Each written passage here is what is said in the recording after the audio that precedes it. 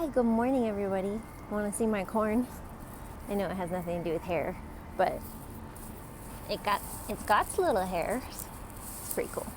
Anyways, we are growing maize on our roof, which is pretty excited.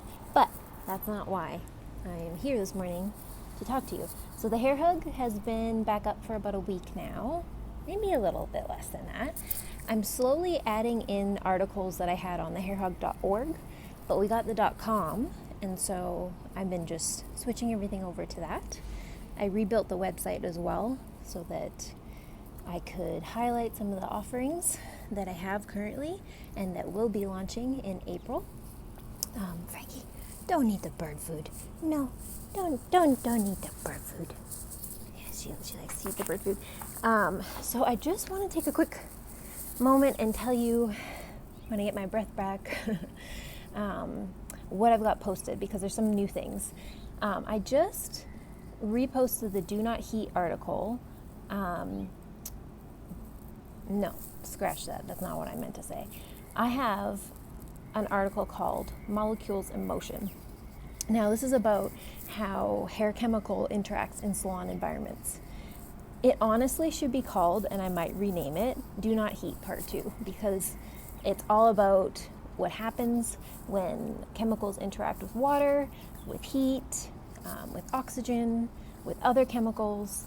I specifically highlight in that article ammonia and MEA. Oh, wow, out of breath. I had a respiratory infection over the last few months, so it's hard to get that breath back. I really should be doing some breathing exercises. Anyways, a lot of companies are switching over to MEA because it doesn't have a lot of scent.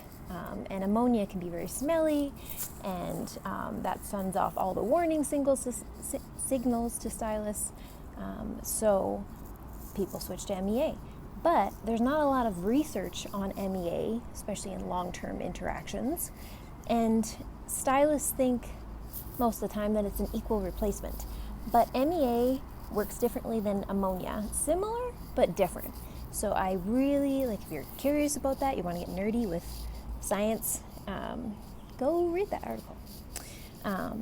So as I post the educational articles back on thehairhug.com, I am going to be switching over to a subscription model. I'm probably going to do that in April. So if you are keen and you want some free education, please just go to thehairhug.com, look at any of the articles that are interesting to you. Feel free to even copy them, save them in a draft or notes if you can't view them now, because they are pretty dense articles. They are meant to be educational and more like mini classes. So please, if you want it free, go get it now. Throughout this week, I'll be adding in more of the articles that were on the hairhug.org.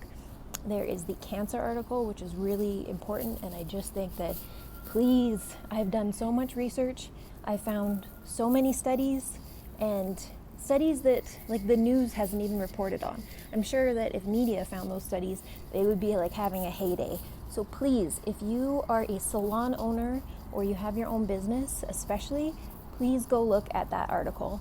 It is so important for you to know your rights as an employee and as your responsibilities as a salon owner, and you actually have to educate your staff on the risks associated with the chemicals in your salon.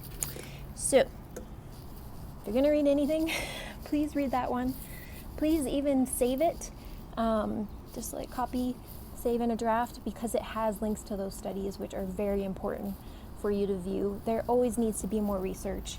Unfortunately, there's no hair company that I've come across out there that has invested in any long-term studies over their product lines, or just out of love for hairstylists. So people really are concerned about animal testing a lot in our industry, and that is important to be concerned about.